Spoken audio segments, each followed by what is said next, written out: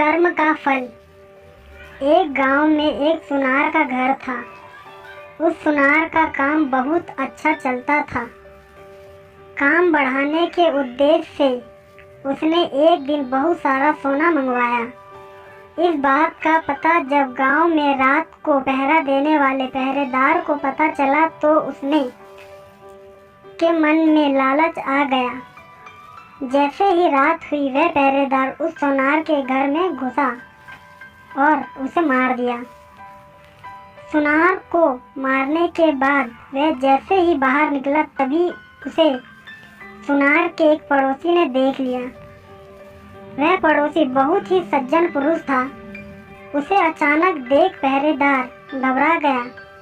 उस सज्जन पुरुष ने पहरेदार के हाथ में जब बक्सा देखा तो उससे सवाल पूछना शुरू कर दिया। ये बक्सा लेकर कहाँ जा रहे हो?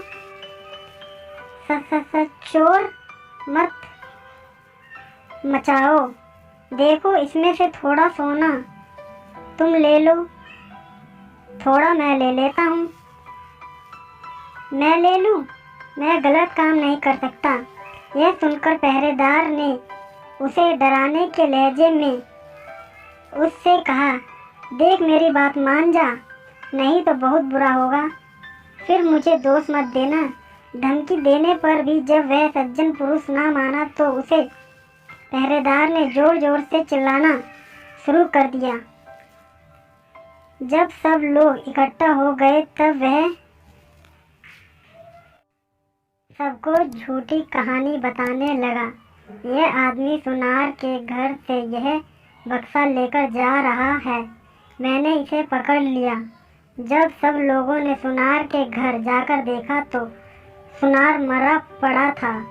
पुलिस को बुलाया गया और पुलिस उस निर्दोष व्यक्ति सुनार के कत्ल के इंजाम में पकड़कर ले गई। मामला कोर्ट में पहुंचा। उस आदमी ने जज के सामने बहुत कोशिश की कि खुद को निर्दोष साबित कर सके, लेकिन सारे सबूत और गवाह उसके खिलाफ थे। जैसे ही उसको फांसी की सजा हुई वैसे ही उसके मुंह से निकला, भगवान के दरबार में कोई न्याय नहीं है। जिससे मारा है उसे कोई सजा नहीं और जिसने कुछ नहीं किया भी नहीं उसे फांसी की सजा मिल गई। जज को उसके इस शब्दों से लगा कि उन्होंने फैसले में कोई गलती तो नहीं कर दी। जज ने सच का पता लगाने के लिए एक योजना बनाई। अगली सुबह एक आदमी रोता रोता जज के पास आया और बोला, सरकार हमारे भाई की हत्या हो गई है, इसकी जांच होनी चाहिए। उस समय जज ने फांसी की सजा मिले व्यक्ति और उस पहरेदार को उस मरे हुए व्यक्ति की लाश उठा कर लाने को कहा। जब दोनों दिए गए पते पर पहुंचे तो देखे कि खून से लथपथ लाश चारपाई के ऊपर पड़ी है और उस पर चादर डली गई है। दोनों ने उस चारपाई को उठाया और चलने लगे। रास्ते में उस पहरेदार ने उस फांसी की सजा मिले व्यक्ति को कहा, अगर तुमने उस रात मेरा कहा मान लिया होता तो तुम्हें फांसी की सजा भी ना होती और सोना मिलता सो अलग। इस पर उस व्यक्ति ने जवाब दिया, मैंने तो सच का साथ दिया था, फिर भी मुझे फांसी हो गई। भगवान ने न्याय नहीं दिलाया मुझे। चलते चलते जब दोनों जज के सामने पहुँचे तो चारपाई पर पड़ी हुई लाश एकदम उठ खड़ी हुई। असल में वह लाश नहीं थी, बल्कि जज द्वारा सच का पता लगाने के लिए गया एक सिपाही था। उस सिपाही ने उठ कर सारी सच्चाई जज को बता दी। जज सच्चाई सुनकर बहुत हैरान हुआ। पहरेदार को कैद कर लिया गया। न्याय हो गया, लेकिन जज के मन को अभी भी शांति नहीं मिली थी। सो उन्होंने उस सज्जन व्यक्ति से कहा, इस मामले में मैं तो तुम निर्दोष साबित हो चुके हो, लेकिन सच सच बताओ, तुमने कभी कोई हत्या की है या नहीं? जज की चालाकी वह व्यक्ति पहले देख ही चुका था, इसलिए अब वह झूठ बोलने से डर रहा था। इसलिए उसने सच्चाई बतानी शुरू की। बहुत पहले की बात है, एक दुष्ट व्यक्ति मेरे गैर हाजिरी में मेरी पत्नी से मिलने आया करता था।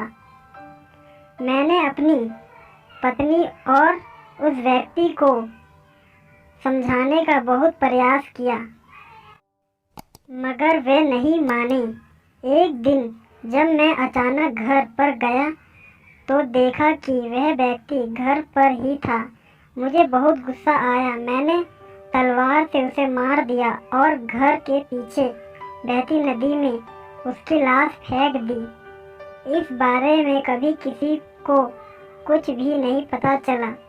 जज ने कहा, मैं भी यही सोच रहा था कि मैंने कभी कोई गलत काम नहीं किया, ना ही किसी से रिश्वत ली। फिर मेरे हाथ से ये गलत फैसला हुआ कैसे? खैर, अब तुम्हें अपने कर्मों का फल तो भोगना ही होगा। पहरेदार के साथ अब तुम्हें भी फांसी होगी। तो दोस्तों, ये बात तो सच ही है कि कर्मों का फल भले ही देर मिले, लेकिन मिलता ज़रूर है।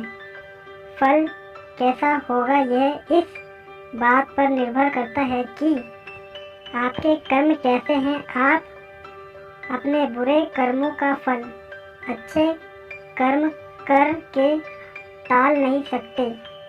जैसा कि उस व्यक्ति ने पहरेदार को रोककर अच्छा कर्म करना चाहा, लेकिन अच्छे कर्म के कारण उसके बुरे कर्म नहीं भुलाए जाएंगे।